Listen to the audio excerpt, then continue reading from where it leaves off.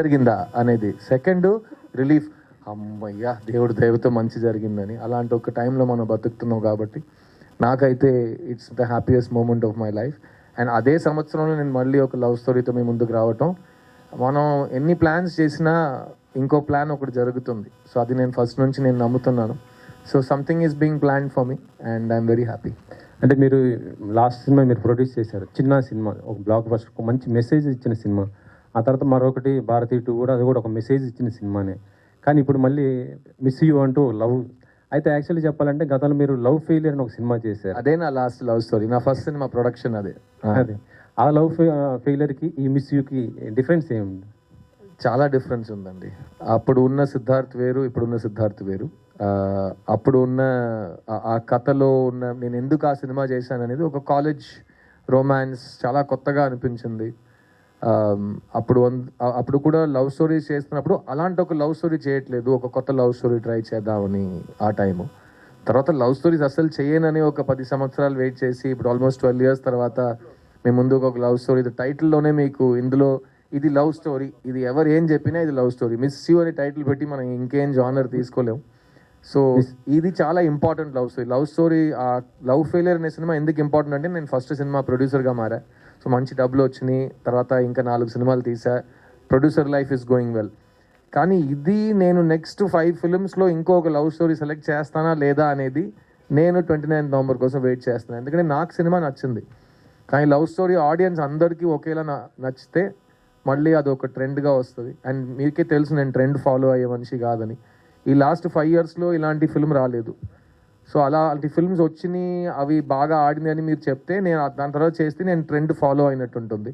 కానీ నేను నా హార్ట్ని ఫాలో అవుతున్నా, రాజశేఖర్ని ఫాలో అవుతున్నా, అండ్ ఈ సినిమాలో పనిచేసిన ప్రతి టెక్నీషియన్, ఆర్టిస్ట్ని ఫాలో అవుతున్నా. ఎందుకంటే వాళ్ళందరూ ఈ సినిమాలో పనిచేస్తున్నప్పుడు కానీ, ఈ సినిమా మేము డబుల్ పాజిటివ్ కానీ ఫైనల్ కాపీ చూస్తున్నప్పుడు అందరు బిలీఫ్ ఈ సినిమాలో కనిపిస్తుంది. అండ్ అందరికీ మళ్ళీ లవ్ స్టోరీస్ థియేటర్లో చూడాలండి అనే ఒక మాట నేను విన్నాను. So there's a big difference between the 2 films. 29th వస్తున్నారు, కాకపోతే మీ సినిమా ఏంటంటే మీరు 2 weeks దాకా గట్టిగా ఆడుతుంది ఒక నమ్మకం ఉన్నారు. 5th పుష్ప వస్తుంది కదా, మరి థియేటర్లో మళ్ళీ బాగున్నా కూడా ఏంటంటే ఒక పెద్ద స్టార్ మళ్ళీ అట్టుకుపోతుంది. మీకు తమిళ్లో కూడా ఈ సినిమా పెద్ద స్థాయిలోనే రిలీజ్ చేస్తుంది, నిన్న ఈవెంట్ కూడా చేశారు కదా, మరి అక్కడ మీకు ఇబ్బంది కదా? ఎందుకు డేర్ చేస్తున్నా? ఎందుకంటే 2 విషయాలు ఉన్నాయి సార్. ఒకటి, నేను ఈ 25 yearsలో నేర్చుకున్న విషయం, నా కంట్రోల్లో ఉన్న విషయాల గురించి నేను మాట్లాడతాను, నేను ఆలోచిస్తాను, నేను టెన్షన్ అయిపోతాను. నా కంట్రోల్లో లేని విషయాలు గురించి మనం మాట్లాడకూడదు. అట్ ద సేమ్ టైం ప్రతి సినిమా పెద్ద సినిమానే. మీరు ఎంత ఖర్చు పెట్టారనేది దానికి ఒక పెద్ద సినిమా చిన్న సినిమా లెక్క మనం చెప్పకూడదు. కానీ మీరు చెప్పింది కరెక్టే. ఈ సినిమా 7 days తర్వాత ఇంకా 2nd weekలో థియేటర్లో ఆడాలంటే చాలా విషయాలు జరగాలి. అందులో ఫస్ట్ నా సినిమా బాగుండాలి, ఆడియన్స్ నా సినిమా నచ్చాలి, తర్వాత వేరే సినిమా గురించి వాళ్ళు ఆలోచించాలి, వాళ్ళు భయపడాలి. నాది ప్రాబ్లం కాదు. నా సినిమా బాగుంటే నా సినిమా థియేటర్లో ఉంటుంది. అదే సినిమా పద్ధతి. ఒక మంచి సినిమాని ఎవరు సినిమా థియేటర్ నుంచి తీయలేరు, అట్లీస్ట్ ఈ టైం పీరియడ్లో తీయలేరు. ఎందుకంటే అందరూ అన్నీ చూస్తున్నారు. 2006, 2007లో చేయొచ్చు, అప్పుడు ఇంత ఇన్స్టాగ్రామ్ అవేర్నెస్, సోషల్ మీడియా లేదు. కానీ ఇప్పుడు ఎవ్రీబడి ఈజ్ సీయింగ్. సో మంచి సినిమాని థియేటర్ నుంచి ఎవరు తీయలేరు కూడా. ఇందాక మీరు మాట్లాడుతూ అంటే ఒక ఇద్దరు ఎదవలకి ముందు మైక్ ఇచ్చేస్తారు అన్నారు కదా, అంటే ఎక్కడ? అంటే జర్నలిస్టా లేకపోతే ఎవరు ఎక్కడ అంటున్నారు? అది ట్రోలర్స్ అండి.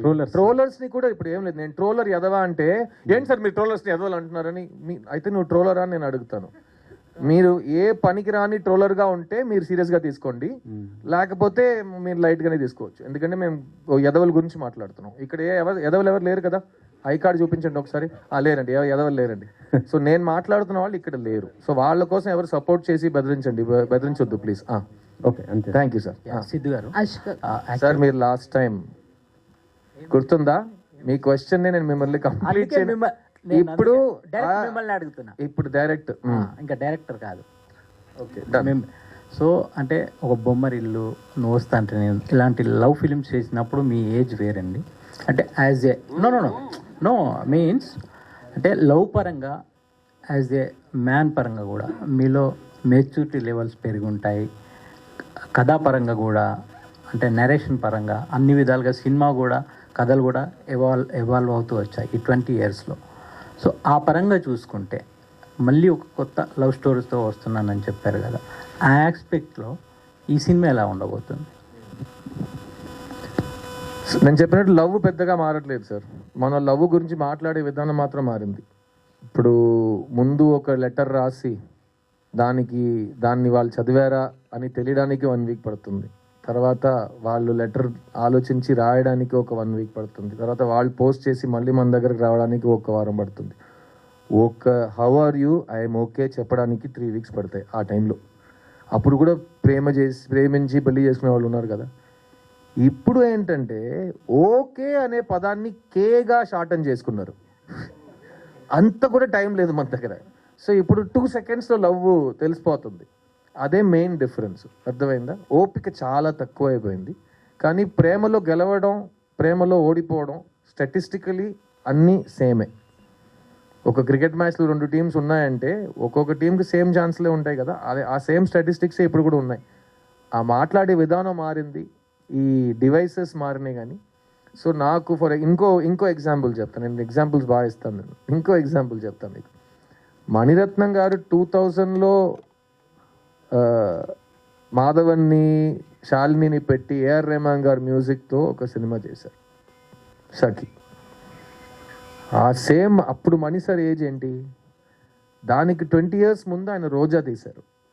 అప్పుడు ఆయన ఏజ్ ఏంటండి? తర్వాత ఆయన దుల్కర్ని పెట్టి ఒక సినిమా తీశారు. అప్పుడు ఆయన ఏజ్ ఏంటి? ఆ మనిషి ఒక్కొక్క ఏజ్లో ఎంత ఏజ్ పెరిగినా మళ్ళీ ఏ క్యారెక్టర్స్ గురించి సినిమా తీస్తున్నాడో వాళ్ళని బాగా అర్థం చేసుకుని ఆ జనరేషన్కి ఆకట్టుకుని తగ్గట్టుగా వాళ్ళకు సినిమా తీస్తున్నారు. అదే మా ఏఆర్ రెహమాన్ గారు. ఆయనకి ఎంత ఏజ్ అయినా ఆయన మ్యూజిక్లో ఉన్న ఫ్రెష్నెస్ అదే కళ. So art. So same as an actor నా పని ఏంటంటే నా ఏజ్ ఎంత అయినా నేను ఒక క్యారెక్టర్ని ఒప్పుకున్నానంటే చూడ్డానికి ఆ క్యారెక్టర్లో ఉండాలి. అది ఎవరైనా చేస్తారు. ఇప్పుడు ఏఐలో కూడా చేసేస్తారు. ఏమైనా చేసుకోవచ్చు. మీరు నాలా ఉండొచ్చు, నేను మీలా ఉండొచ్చు, మన ఇద్దరు వాళ్ళ ఉండొచ్చు. ఏం రాంగ్ లేదు. కానీ ఆ క్యారెక్టర్ వయస్సుని, ఆ క్యారెక్టర్ బ్యాక్గ్రౌండ్ని అర్థం చేసుకుని అతనిలా ప్రవర్తించడం, అతనిలా మాట్లాడడం అదే నా పని, అదే నా ఉద్యోగం. దానికి నాకు డబ్బులు ఇస్తారు. అది నేను 20 years నుంచి ఆ క్రాఫ్ట్ మీద ఉన్నా. సో నాకైతే చాలా కాన్ఫిడెన్స్ ఉంది. ఎందుకంటే అప్పుడు కూడా నా మెథడ్ సేమే. బొమ్మర్లు చేస్తున్నప్పుడు అప్పుడు హైదరాబాద్లో ఉన్న కుర్రోళ్ళు, నేను వైజాగ్కి వెళ్తే వైజాగ్లో ఉన్న కుర్రోళ్ళు, విజయవాడలో ఉన్న కుర్రోళ్ళు, వాళ్ళని అబ్జర్వ్ చేసి నేను సిద్ధుని క్రియేట్ చేశాను. ఇప్పుడు ఈ సినిమా విషయానికి వస్తే ఈ కథ విన్నప్పుడు మళ్ళీ slice of life, middle class film, అందులో మనం స్టైల్ ఎక్కువ చూపించలేము, అందులో మనం వాల్యూమ్ పెంచలేము, అందులో మనం హీరోయిజం కానీ అదంతా మనం ఇంట్రడ్యూస్ చేయలేము. సో బిలీవబిలిటీ తీసుకురావాలి పర్ఫార్మెన్స్లో అని అనిపించింది. సో మీరు అడిగే ప్రశ్నకి డిఫరెన్స్ ఏం లేదండి. Love story is love story. కానీ హిట్ లవ్ స్టోరీకి అదే అందరికీ నచ్చాలి. అమ్మాయి నచ్చాలి, అబ్బాయి నచ్చాలి, జంట నచ్చాలి, వాళ్ళిద్దరు చేరాలని ఆడియన్స్కి అనిపించాలి. దాన్ని మైండ్లో పెట్టుకుని మీరు పక్క ఇంటి కుర్రోడు నన్ను అంటారు కదా, ఆ పక్క ఇంటి కుర్రోడుగా, పక్క ఇంటి అబ్బాయిగా మళ్ళీ మీ ముందుకు వస్తున్నాను. ఇతను బొమ్మర్లు సిద్ధువా, లేకపోతే నువ్వు వస్తానంటే సంతోష్న, లేకపోతే ఓయిలో వచ్చే ఉదయ, అందరూ వెవ్వేరు కుర్రోళ్ళు. ఇతను ఇంకో అలాంటి ఒక వరుసలో ఒక కుర్రోడు. అని మళ్ళీ చెప్తున్నా, 10 సంవత్సరాల తర్వాత నాకు బొమ్మరిల్లు ప్రీక్వెల్ తీయాలన్నా నేనే సిద్ధంగా ఉంటా. సిద్ధుని మళ్ళీ స్కూల్లో చూపించాలంటే నేనే సిద్ధంగా ఉంటా. ఎందుకంటే అదే నా పని. ఎవరో నా కోసం కథ రాయడానికి నేను వెయిట్ చేసి అందులోపు నాకు ఏజ్ అయిపోయిందంటే నేను బస్సు మిస్ అయినట్టు అవుతుంది. సో వాళ్ళకు మంచి ఐడియా స్క్రిప్ట్ వచ్చే వరకు నేను ఇలాగే ఉంటా. అన్ని మంచి అవకాశాలు నా కోసం రాసిన స్క్రిప్ట్స్ అన్ని నా దగ్గరికే వస్తాయి. నేనే సిద్ధంగా ఉంటా. ఓకేనా? Thank you. Hi, Ashika. This is Rani. Hi. So, looking so cute. Thank you. నిజంగా సిద్ధార్థ్ గారు లవ్ స్టోరీస్ చేశారంటే దానికి సపరేట్ ఫ్యాన్ బేస్ ఉంటుంది. సో అప్పుడు ఆయన బొమ్మరిల్లు కానీ నువ్వు వస్తానంటే నేను వద్దంటాను తర్వాత కూడా లవ్ స్టోరీని ఎక్స్పెక్ట్ చేశాము. అలాగే ఆయన ఫుల్ఫిల్ చేశారు అందరి విష్ని. సో సిద్ధార్థ్తో వర్క్ చేయడం ఎలా అనిపించింది? నాగార్జున గారితో చేశారు నాసామి రంగా, సో కళ్యాణ్ రామ్ గారితో చేశారు, అండ్ విశ్వంబరాలో కూడా మిమ్మల్ని చూడబోతున్నాము. సో మెగాస్టార్ గారితో వర్కింగ్ ఎక్స్పీరియన్స్ ఎలా అనిపిస్తుంది? From where do I start? Okay. With Siddharth sir, I still can't believe. ఇప్పుడు కూడా నేను నమ్మలేకపోతున్నాను. నేను ఇక్కడ కూర్చున్నాను, మా ఫిలింని ప్రమోట్ చేస్తున్నామని. నేను ఎప్పుడు అనుకోలేదు నేను ఫిలిం చేస్తానని. It's been a great learning experience నాకు. లైక్ నేను ఎప్పుడూ చెప్తూనే ఉన్నాను, నాకు ఈ ఫిల్మ్ సెట్లో 2 డైరెక్టర్స్ తోటి వర్క్ చేసిన ఎక్స్పీరియన్స్ ఉంది అని. Monitor, he use to see monitor and sir was there right in front of me and he was telling me each and every details, expression, and నాకు లాంగ్వేజ్ తెలీదు తమిళ్లో. So I think he was there throughout to tell me and with my lines and expressions, he was there to help me throughout. And I think that is the best part about him. He's so confident, he's so smart, he knows every work. And as a fan, I had seen him in movies, on screen chusano, kani work chesinappudu the admiration that I have for him just grew so high. And inka I think I want to do more work with him, and I you know, I hope I can get to work with him and learn more from him as an actor, because he's a fantastic actor. Any scene, any act, any character, he can just do it in a snap, and that is so much I look forward as an actor to work with. And I'm so grateful that I've been getting you know, offers to do with all the great actors.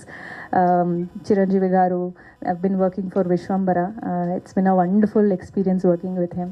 And Nagarjuna sir toti Nyasamiranga release ayindi, Sankranti blockbuster ayindi. And I think with all these amazing co-stars, Kalyan garu, all of them, I've learned so much. And the exposure that they have for their films, it's wonderful. And the characters that I get to play with them is also been so well put that all the audience are loving that. And I hope Sublakshmi character kuda alage Telugu audience ki nachutundi. And manchi character meer chusaru trailer lo, so I'm sure it's come out very well. And Telugu audience ki ee cinema pakka commercial entertainer laga untundi. Siddhu గారు Siddharth sir ఇక్కడ sir చూడ్డానికి నువ్వు వస్తాను